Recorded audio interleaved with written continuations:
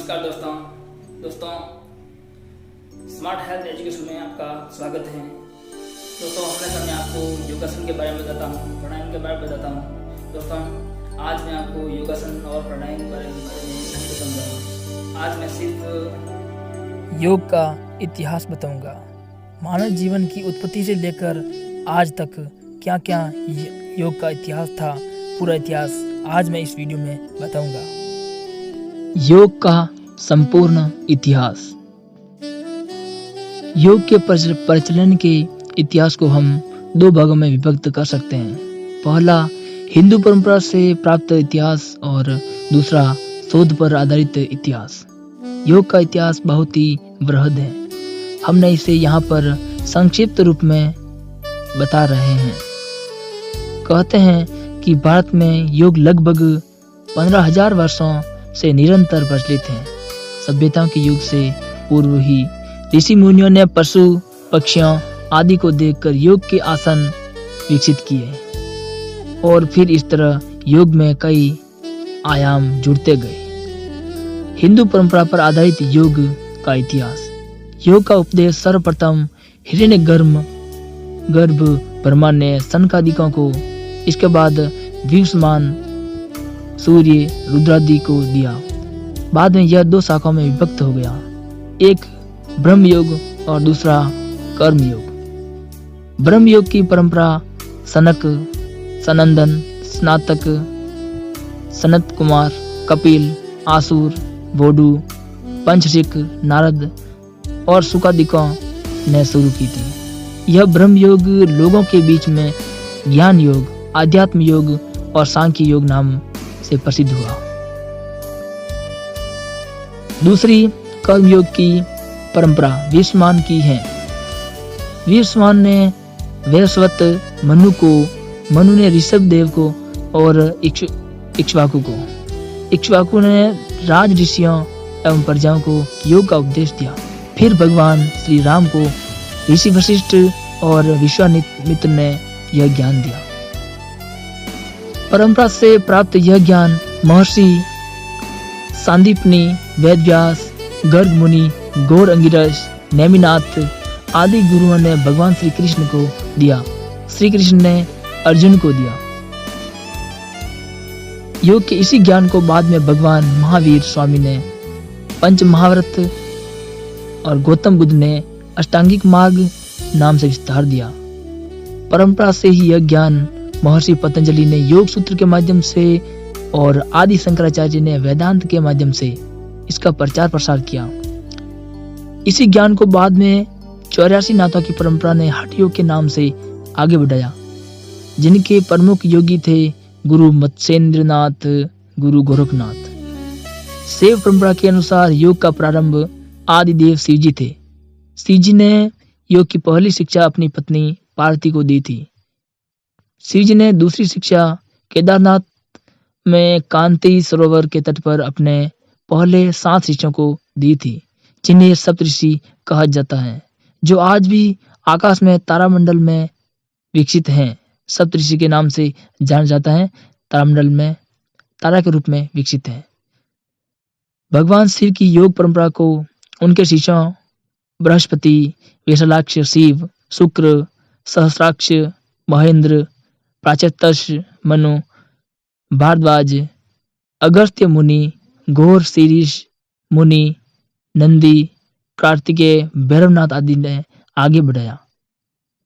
भगवान शिव के बाद योग के सबसे बड़े गुरु दत्तात्रेय थे। गुरु दत्तात्रेय की योग परंपरा में ही आगे चलकर आदि शंकराचार्य और गोरखनाथ की परंपरा का प्रारंभ होता है।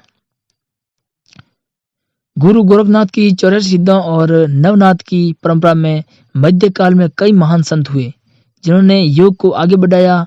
संत गोगादेव जी, रामपीर जी, संत ज्ञानेश्वर, रविदास जी महाराज से लेकर परम हंस योगानंद, रमन महर्षि और स्वामी विवेकानंद तक हजारों योगी हुए, जिन्होंने योग के विकास में योगदान दिया।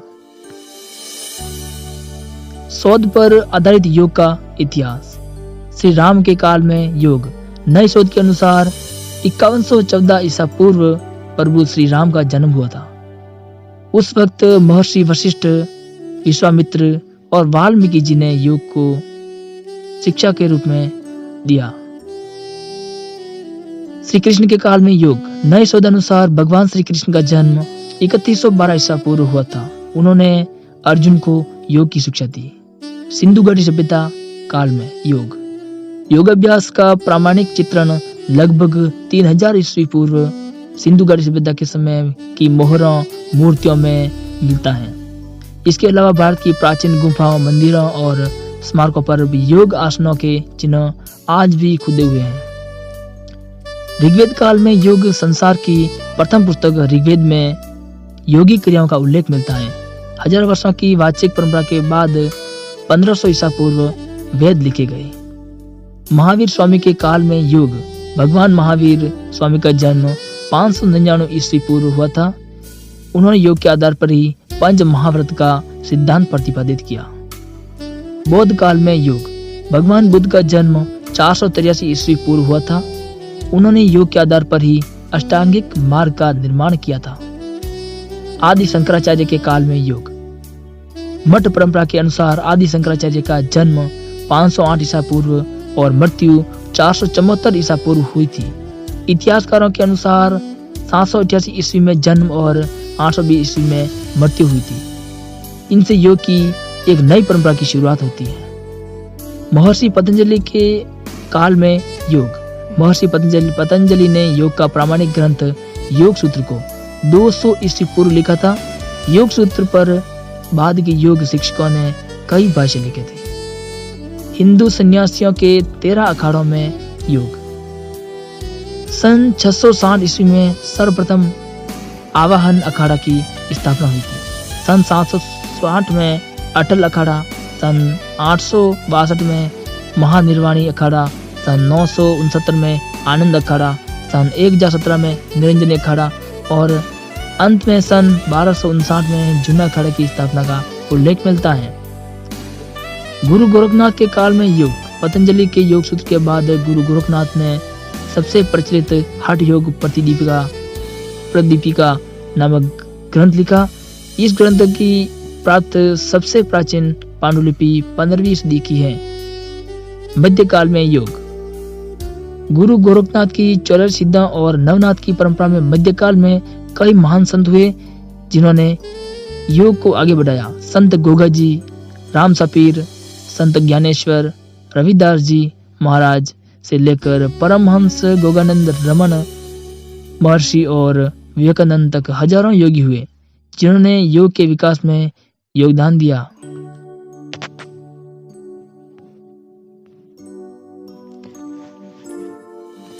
जून को क्यों मनाया जाता है योग दिवस? जानिए इतिहास और महत्व। हर साल 21 जून को अंतर्राष्ट्रीय योग दिवस मनाया जाता है। विश्व योग दिवस का लक्ष्य लोगों को योग के प्रति जागरूक करना है। पिछले कुछ सालों में योगा के प्रति लोगों की जागरूकता बढ़ी है। आजकल की भागदौड़ वाली जिंदगी में खुद को स्वस्थ और तनाव से मुक्त रहने के लिए योगा करते हैं। योग करने से आप खुद को कई तरह की बीमारियों से बचा सकते हैं। स्वस्थ जीवन जीने के लिए अच्छे खान पान के साथ योग करना बहुत जरूरी है। योगा करने से आपका शारीरिक और मानसिक स्वास्थ्य अच्छा रहता है। इसलिए जरूरी है कि आप हर सुबह उठकर योग करें। कोरोना महामारी में ठीक होने से के बाद योग करने से लोगों की इम्यूनिटी मजबूत हुई है। हर साल 21 जून को अंतर्राष्ट्रीय योग दिवस मनाया जाता है। विश्व योग दिवस का लक्ष्य लोगों को जागरूक करना है। योग दिवस का इतिहास। 21 जून 2015 को पहला अंतर्राष्ट्रीय योग दिवस मनाया गया था। संयुक्त राष्ट्र में भारत की पहल पर पूरी दुनिया में लोगों को इस बारे में जागरूक करने के लिए इस दिन को मनाया जाता है। दरअसल योग दिवस की पहल भारत के प्रधानमंत्री नरेंद्र मोदी ने 27 सितंबर 2014 को योग दिवस मनाने की पहल की थी, जिसके बाद 11 दिसंबर 2014 को संयुक्त राष्ट्र में 177 देशों ने 21 जून को अंतर्राष्ट्रीय योग दिवस मनाने के प्रस्ताव को मंजूरी दे दी। इस बार की थीम हर साल योग दिवस के दिन कई थीम दी थी। इस बार की थीम यानी योग के साथ रहें और घर पर रहे। कोरोना महामारी की वजह से हर व्यक्ति को घर में रहकर योग करने की सलाह दी जा रही है। 21 जून को ही क्यों मनाया जाता है योग दिवस? हर साल 21 जून को अंतर्राष्ट्रीय योग दिवस मनाया जाता है। ये दिन पूरे साल का सबसे लंबा दिन होता है। 21 जून को ग्रीष्म संक्रांति के दिन दक्षिणायन हो जाता है। इस दिन योग की रोशनी सबसे ज्यादा पड़ती है, जिसकी वजह से ये साल का सबसे लंबा दिन होता है। ऐसे में योग के निरंतर अभ्यास से व्यक्ति को लंबा जीवन मिलता है, इसलिए इस दिन को योग दिवस मनाने के लिए चुना गया है। यह योग का इतिहास है। योग के इतिहास को समझ कर आप भी जान गए होंगे कि योग का कितना महत्व है अपने जीवन में।